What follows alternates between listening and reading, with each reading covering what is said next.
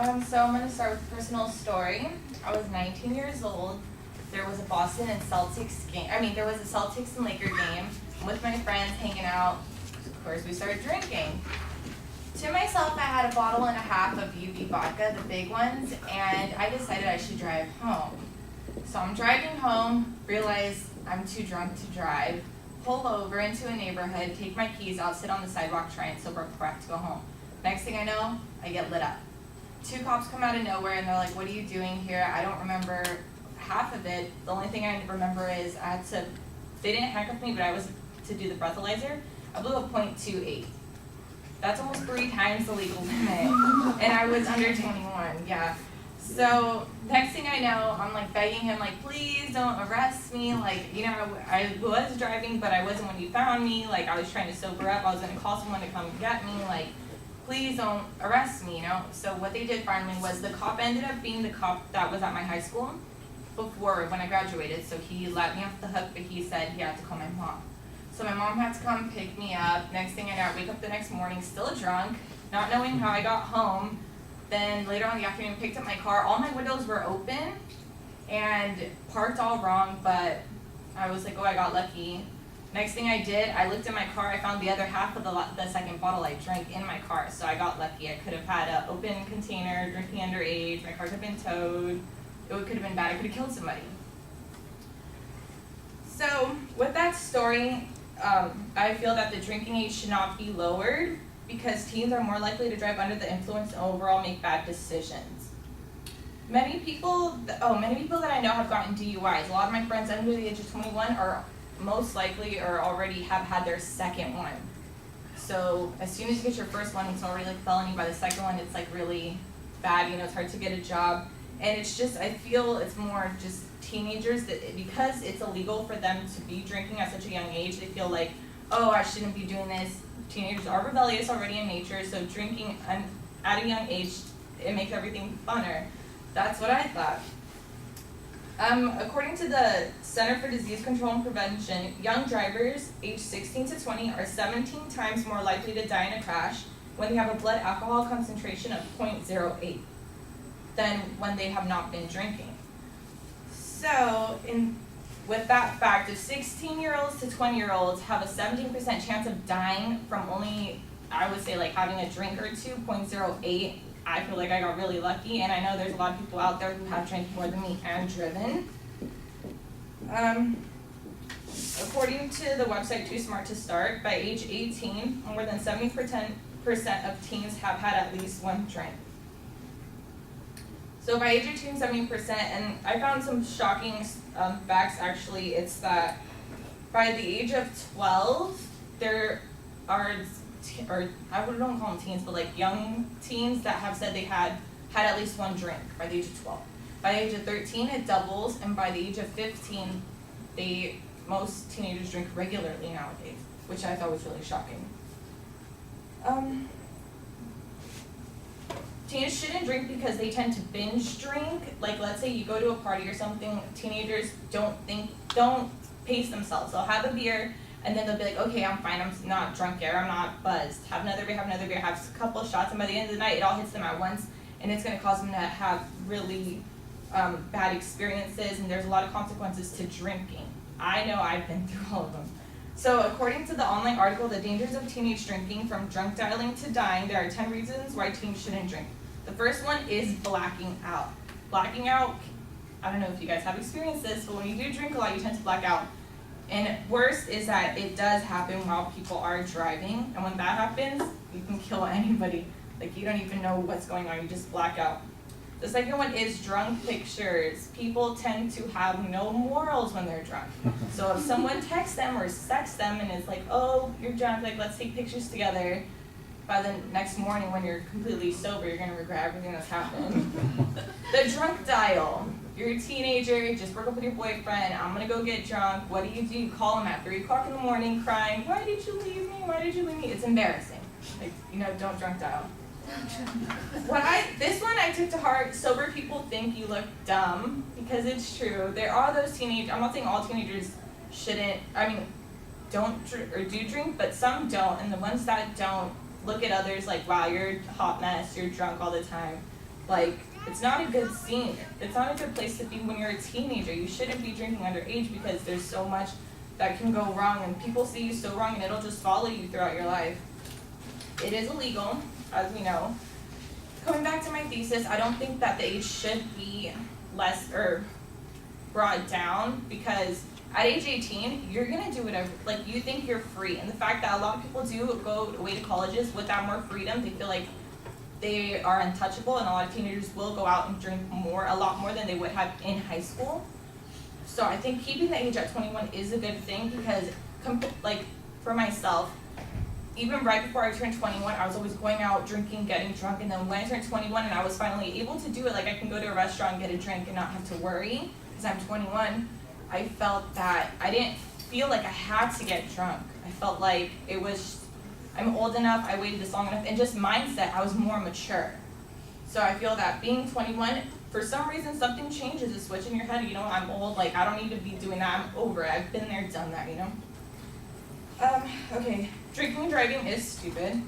I've had friends that have died in accidents because of DUI. I have friends that have killed some of our other friends in DUIs, and now they're living with consequences. You'll most likely do something you'll regret. Every time you drink, your brain dies a little. I have experienced this in high school. I used to drink all the time, and I do have short, like, memory from before. Like, there's some things I just don't remember. If someone asked me something from 3 years ago, I have no idea. I don't remember being there, I don't remember anything. You could die either drunk driving or alcohol poisoning. Alcohol poisoning is a really big thing. Teenagers are out having fun, they don't care how much they drink. Then when it starts getting bad, your friend passes out, you're like, oh, they're still breathing, it's fine. It's not fine. Once they start turning blue, had this happen 3 times. Once they start, their fingers turn blue, their toes turn blue, that's when you need to call 911. That's when they've exceeded, like, most of their body weight, like their water weight in alcohol. Right away call 911 or have them, like, throw up or something. And you can have sober fun. Not everyone drinks alcohol. Not everyone has to drink to have fun. You can do other things. Like, I know to some people, let's say you can go to Disneyland and being drunk at Disneyland, that's probably amazing, going on Space Mountain or something. But you can have sober fun. So that's what I feel like. Teenagers should understand that they can do things and not have to drink. Like, they should just wait till they're 21 if they want to drink, and other than that, just try and enjoy being a teenager. In conclusion, the drinking age should not be lowered because teenagers are not responsible. Teenagers drinking will only cause more drunk drivers on the road, many deaths, and tons of arrests. Teens will be affected by the law, but also socially. While intoxicated, they could make decisions that would ruin their youth and cause them to make harsher decisions in the future. So, I believe that the drinking age should not be lowered because it's just going to cause more problems, and honestly, it's worth the wait, and it's just a more mature thing to do. Thank you.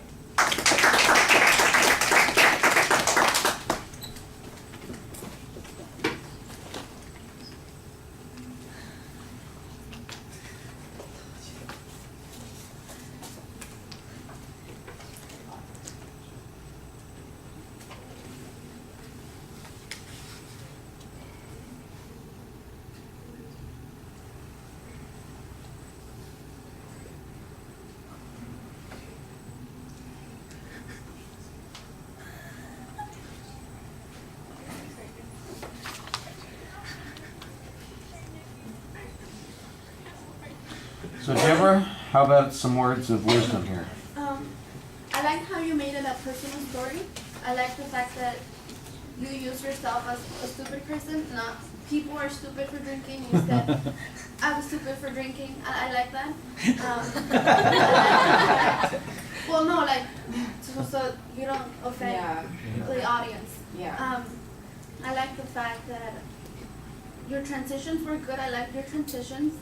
And your stories and your examples were good. I don't think you hesitated and stuff. You were very flowy with your stuff, so that was good, and I like your conclusion as well. Well, the personal story is helpful at giving you a particular kind of credibility with that first-hand experience, and it makes the subject interesting to the audience and us willing to listen to what you have to say about those things. You've got a very clear statement of what your point of view is. There's not really, though, much of a preview and there's not much structure of the information. It all starts pouring out. Pouring out. It all starts randomly pouring out here, and there's a little bit of this, a little bit of that, and it just seems like there needs to be more of a plan for this information. You've got some examples that are kind of dramatic. You've got some that aren't as dramatic. You've got that list that you have from the one article that talked about the reasons not to drink, and you start reading from that, and you've got a couple of examples as you go along on that. And I think that those things are interesting, but like I said, it just feels sort of, it's all together in the speech someplace. At the end of the speech, there's a little bit of attempt to do a summary that would kind of make it more coherent, but it's not quite successful. I still think you're pretty much at the same spot where the only thing that's really easy to follow is your point of view on this. There were a couple of spots, though, where that was a little problematic. For instance, you've got this whole argument about how when you turn 21 and can drink legally, you're more mature in that particular situation. Well, why is that not the case for the 18-year? You know, if they were 18 and they didn't feel the need to have to drink to prove themselves and all that kind of stuff, I think there are good reasons why it's not a problem, or not, why it's less of a problem for people who are over 21. But you don't quite give that reason. I mean, you basically give the reason that somebody wants the drinking age lowered to be. Oh, then I wouldn't feel like I'd have to drink all the time. I wouldn't feel like I have to be yit-faced constantly in order to have fun, because I can do it any time and I'm an adult now, that sort of thing. I think the maturity issue is the real issue here, but you need to present some information on that shows that there is a difference between somebody who's 18 and 21, that they mature substantially in that time period, and examples that don't just use drinking as an illustration of that kind of maturity, because that's not going to, let's face it, people are going to look at that and go, well, yeah, if you're not drunk, you're more mature. And I did like the... like Deborah was talking about, I like the idea that you are using yourself as an example, and so when you are pointing your finger at people who do this, you say, this was me, this is not just, I'm not saying you're all a bunch of dumbasses, I'm saying people who do this are dumbasses, and you really need to think about the consequences. I appreciated the fact that you tried to keep it relatively light.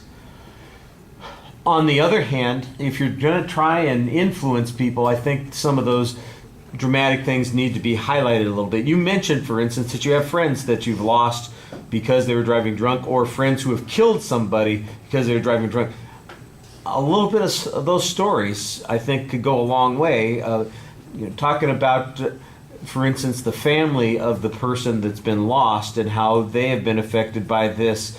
The person, you say, they were drunk, they killed themselves, that's too bad. And you say, yeah? How about their brothers and sisters who now have this hole in their life? How about their parents who probably, feel incredibly horrible? No parent ever wants to see their own children go before them. It's just the most horrifying thought in the world, and how painful it is. And I mean, there's just a chance to get something in there. And I'm not saying that you have to be morbid and go overboard on that, because I've heard those sorts of things too, and they can be really effective, but I think you need to get a little bit in here so it's not just too casual when you're talking about it. I think you do a good job delivering the speech for the most part. You just talk to us, and that helps quite a bit. The problem is that because you're just talking to us, there's not really a plan. Yeah. All right. Thank you.